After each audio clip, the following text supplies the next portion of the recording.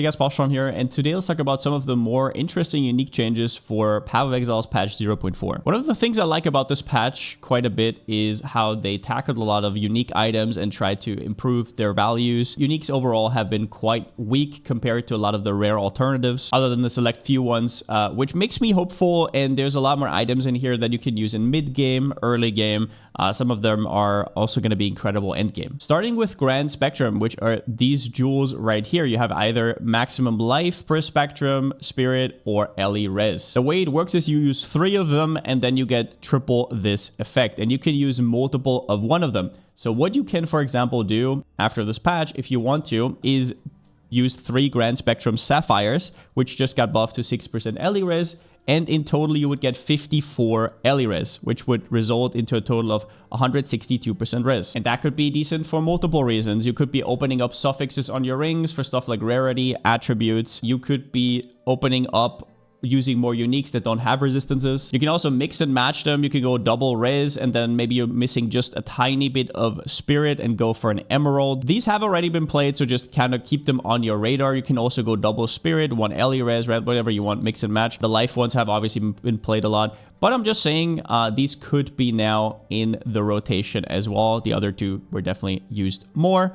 and the only problem with them is you don't have as many jewel sockets as you used to because they removed a whole lot of them. So now you have to be a little bit more stingy. Then we have Mahuxotl, which used to be completely insane, then got destroyed back down to 100% effect of socketed soul cores. And now we're kind of back to 333, but it also is a huge roll range. And that's kind of a theme. They really want you to use Divine Orbs on your uniques this patch.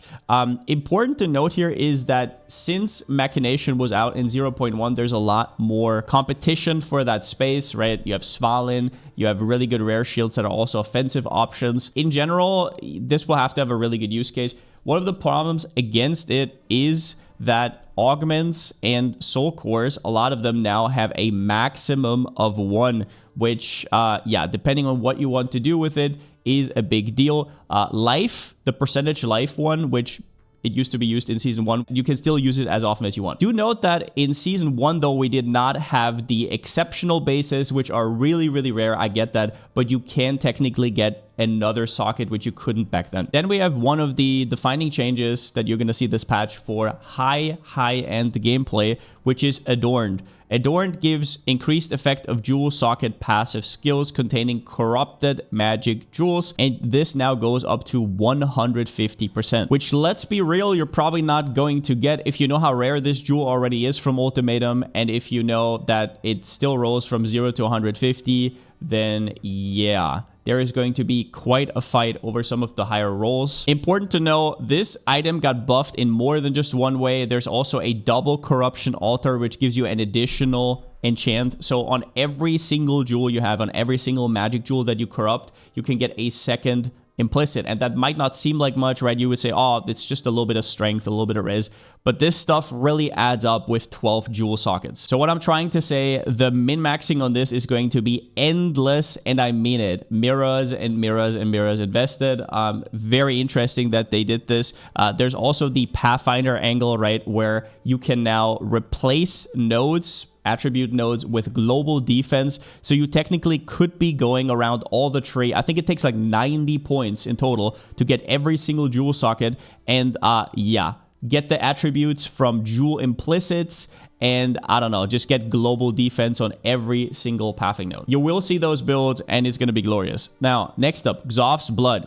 Xoph's Blood was already a decent item, so I was surprised. It wasn't like insane, but it has increased life, so automatically makes it quote-unquote viable. Enemies in your presence had -10, now they have -25, make this a little bit bigger, and you also get 100 fire res now instead, which frees up some suffixes. The only problem this item will have is that it competes with another item on the list a little bit further down. But next up, we have the Svalinn changes. So what happened to Svalinn is this little roll range here. So Svalinn used to be just really strong, right? Chance to block damage is lucky. So usually you have 50%. You can get that up with lucky to like 75 or more if you invest into maximum block chance. But there is this downside that now you don't take no damage from blocked hits. You actually take damage, which means for, I don't know, for example, energy shield, you're still getting interrupted and you're still taking chip damage. Well, not anymore. If you look at Svalinn right here, it now has a roll range from 0 to 20. So on average, 1 in 21 for a Svalinn to go to 0 damage from blocked hits, which completely removes the downside. It even got a little bit of extra armor, making it a quite strong defensive choice to have in your pocket. Now, then we have Solus Ipse, which is one of my favorite quote-unquote meme items that is also sometimes usable. This item, what it does is it grants you additional copies used of lineage support gems in different skills, so you can use it multiple times. And it used to just give you 1, and now it gives you 2. So you can now use the same lineage support 3 times. And as I wrote here, the first thing I was thinking about was Zarok's Refrain. If you don't know, in the patch notes, there is a lineage support that got buffed quite a bit. Zarok's Refrain now grants spells echo 3 times instead of 2, and they get 40% AoE. If you don't know what Zarok's is, it basically gives a spell of yours a 5-second cooldown and a little bit of extra mana cost. But instead of shooting it 1 time, you now shoot it 4 times with the buff, and it gets extra AoE. And I thought maybe it would be cute to use the helmet, have 3 different setups, which kind of circumvents the cooldown. They, at least as well as I'm aware, they have different cooldowns. You can, for example, run up to a pack, comment, boom, and then have 2 other skills, because you cannot use the same skill again. And that could be a pretty interesting build. Will this actually be something? It could be used in other ways, right? Like if you have different damaging skills, yeah, you can use some of the buffed support gems multiple times. If that's all you do, though, if you're not doing anything special, the question is it worth your helmet slot? Because this helmet otherwise has absolutely nothing. Also, do note that you have to buy the lineage gems multiple times, which they just got even more expensive, right? With the rarity increase. Either way, though, I like that this helm exists. I love that they went all in on it, and I think we're gonna see it at least a little bit. Then we have Sine Aequo, which got changed in a big way. So what Sine Aequo does is it makes it so enemies get immobilized at 50% of the threshold instead of 100. So let's say that the game calculates you need to deal 200 damage in order to immobilize, which is freeze, heavy stun, electrocute, and pin. The game says, yeah, at 200 damage, it fills up the bar, right? Okay, cool. Well, now, instead, it just has to deal half that damage, which is an extremely strong effect. It has skill speed, which is a valuable stat on gloves, but then it had this downside, which means that while enemies are immobilized, they do take 25% less damage, though. They took this and made it into an upside. If you look right here, this now says 20% more damage to immobilized enemies, which is obviously a payoff now. Which makes the gloves kind of competitive with even rare gloves. I think these are just going to be straight up played. Like, I don't know what else to say. They're just extremely strong, can double corrupt them. I don't know how affordable they're going to be because they always shuffle around rarity. It also got a little bit of extra armor, evasion, and energy shield. Just a good pair of gloves. After that, we have one of my favorite changes here, which is going to be or could be meta defining. I want to say could be, but I think will be. And that is the Defiance of Destiny buff, which is a tier 0 unique on par with Headhunter, and it has already been played, right? Like if you saw a lot of the Blood Mages, it has already been played. It's an extremely cozy item. So whenever you get hit, before that damage would hit, you get 20% of your life back. You can get more with Corruption. You can get this up, and then you can also get more with the Catalyst, the Life Catalyst. It is a life mod. But they said, screw it, we're going to make this a Uber Chase item and going to make it recover 30%, which with Corruption and Catalyst will get it to around about 40%, which means that you're basically nullifying every attack that doesn't hit you for more than 40% of your HP. Just think about that for a second. And even the ones that go higher, let's say something hits you for 50% of your HP, you only see 10%, right? Like it is absolutely crazy how good this amulet is going to be. And yeah, a lot of people are going to say, oh, but I have to give up my +3. Trust me, on most life builds in endgame, once they're geared enough, you're going to see this item. Then we have Choir of the Storm, which got 5 cooldown charges. We'll see how relevant this is. Choir of the Storm has been changed so many times, and the amulet slot is now so competitive that I'm not even sure it's going to get used, but there's a good chance you're going to see some sort of one-shot combo with 5 lightning bolts running up to Xoph. And then we have Rathpith Globe. Now, I don't think this is unplayable whatsoever. A lot of people have been saying, well, since Atalui got nerfed and because the Keystone got nerfed that gives you infinite recovery, this is now not going to get played anymore. The whole archetype is going to fall apart.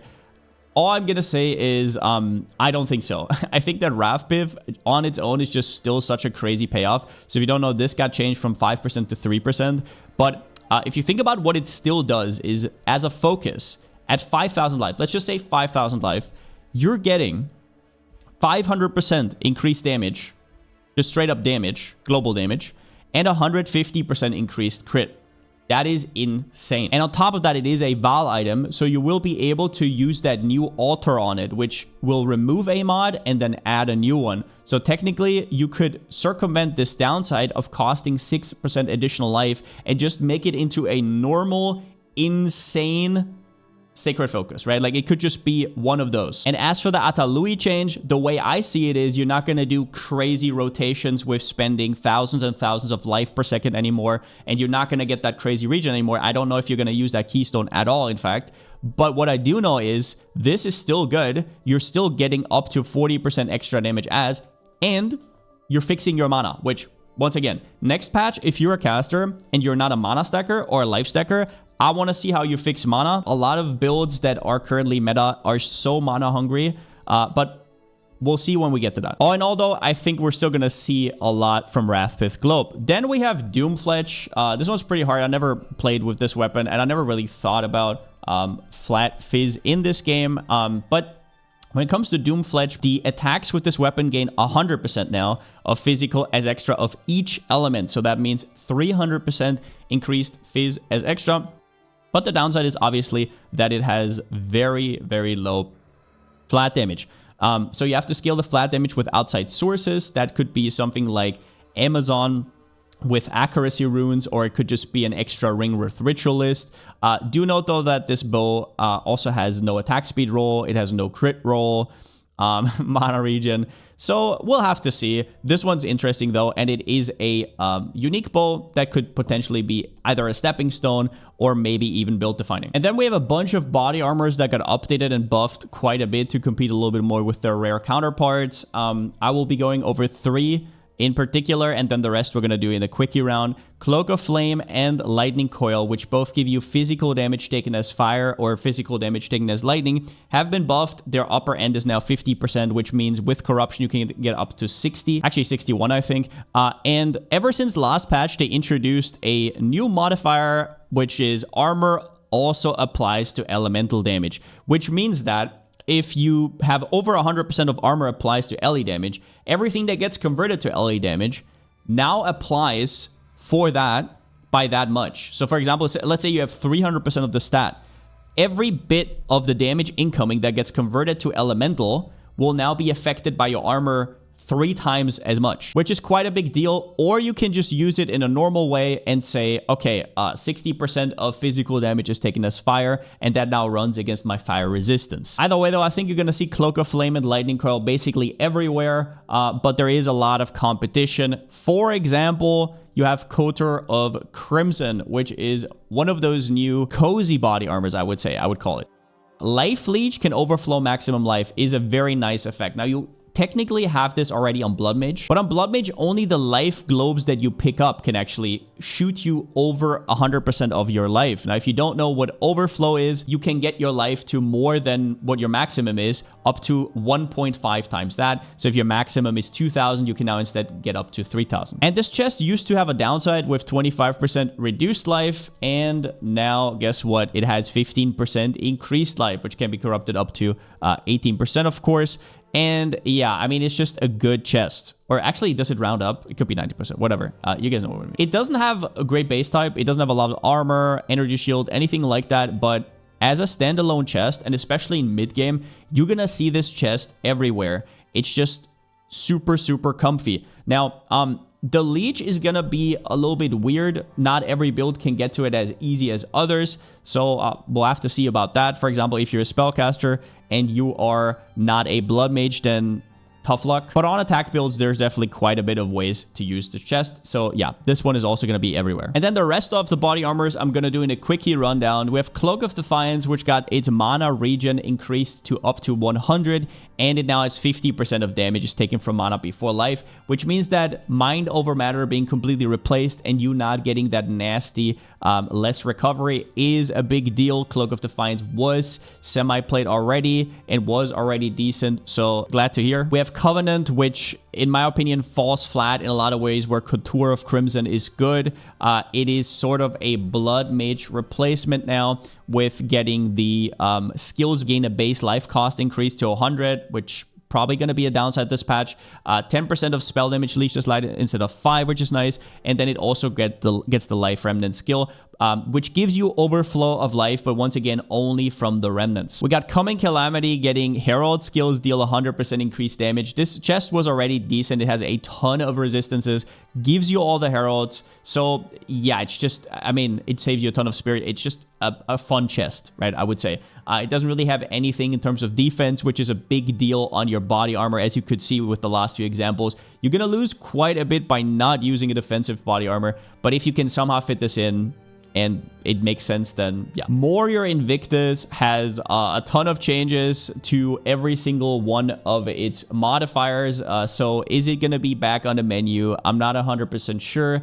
Stat stackers are not what they used to be, and if they are, then they're going to be built quite differently. So the all attribute buff from 6 to 7. I don't know how big that is. The one thing that did stand out to me is the mana getting increased from 30 to 60. Like, wow, there is definitely a lot of changes here. We'll have to see. I hope it comes back into the fray because, yeah, killing Arbiter should be rewarding. We have Sacrosanctum, which was already played in some niche builds that are quite strong. Chronomancers, where your recoup time is a lot less. You can now recoup Energy Shield. The recoup on the item got increased from 10 to 20, which is not that crazy. But overall, since the item already had kind of a theme, maybe look out for that. And then Hyri's Ire got its stats shuffled around. You now get damage as extra instead of the flat damage, and you get freeze duration instead of some weird chill mod that you don't really need. Yeah, overall great changes. And yeah, I'm sure I still forgot stuff in there. There's so many changes that is actually incredible. Auro's Resolve got its duration increased, which doesn't really matter anymore. A lot of people were talking about this. I don't think it really matters anymore because you can't stack the guard anymore. It just refreshes, right? But yeah, I could go on and on and on. Huge changes. Still confusing because this was going to be supposed to be the end game patch, and instead we're getting a ton of uniques changed. I like that a lot, obviously, because it makes itemization more exciting. And man, the competition in the body armor slot and the amulet slot this patch is going to be outrageous. So I'm really looking forward to see what people can come up with. And yeah, that's about all I got for this video. Look out for more. And since I still don't have a slogan, see you next time.